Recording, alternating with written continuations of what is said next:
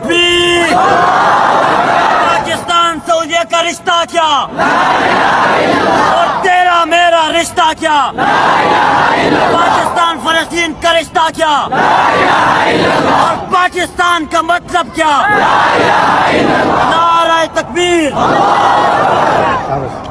ماشاءاللہ بسم اللہ الرحمن الرحیم الحمدللہ رب العالمین والصلاة والسلام علی رسول اللہ وعلی آلہ وصحبہ اجمعین۔ بھائی جمعہ سے پہلے میں آپ حضرات سے آج کے دن سے متعلق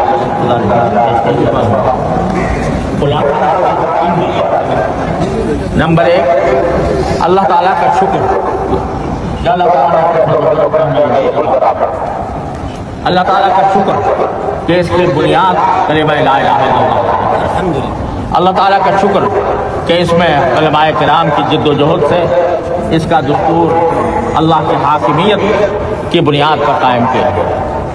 دوسرا کام ہے استغفار، کہ ہم نے اس پورے عرصے میں ہم نے عوامی سطح پر بھی اور حکومت کی سطح پر بھی جو اصل مقصد تھا اس کو پورا کرنے میں بہت کوتاہیاں کی ہیں، اور جس مقصد کے لیے یہ ملک وجود میں آیا تھا اللہ تبارک و تعالیٰ نے اپنے فضل و کرم سے ہمیں عطا فرمایا تھا، اس مقصد کو پورا کرنے میں ہماری بھی کوتاہیاں ہیں، حکومتوں کی بھی کوتاہیاں ہیں، اور جو حکمران آئے ہیں انہوں نے اس بات کو بڑی حد تک فراموش کیا کہ یہ ملک اسلام کے نام پر بنا ہے، لہذا اسلام کے خلاف کوئی بات یہاں پر نہیں ہوتی۔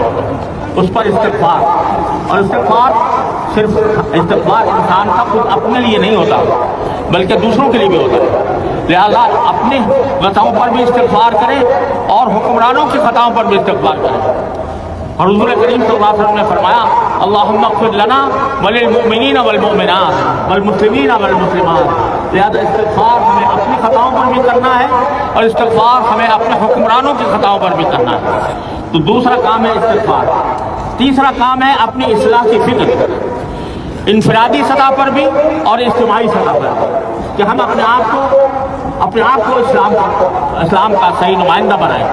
اگر ہم اپنے 5 فٹ کے یا 6 فٹ کے اس جسم پر شریعت نافذ نہیں کر سکتے تو پھر ہم پورے ملک پر کیسے شریعت نافذ کریں گے؟ لہذا ہر انسان کا، ہر مسلمان کا، ہر پاکستانی کا یہ فرض ہے کہ وہ اپنی اصلاح کی فکر کرے۔ ہمارے ہاں دھوکہ، فراڈ، کرپشن پھیلا ہوا ہے، رشوتوں کا بازار گرم ہے۔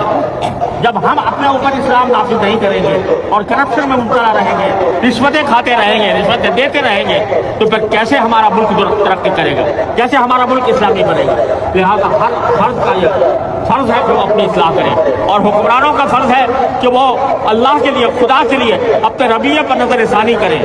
ہر چیز کے اوپر ڈنڈا اس کا علاج نہیں ہوا کرتا، اور یہ نہ سمجھیں کہ ہم طاقت کے زور پر ہر احتجاج کو دبا لیں گے، ہر مطالبے کو دبا لیں گے۔ حکمت سے کام کریں، اللہ کے حکم کے مطابق مخلوق خدا کی حالت کو دیکھیں، مخلوق خدا کی پریشانیوں کو دیکھیں اور اس کے مطابق اپنی پالیسیوں کو مرتب کریں۔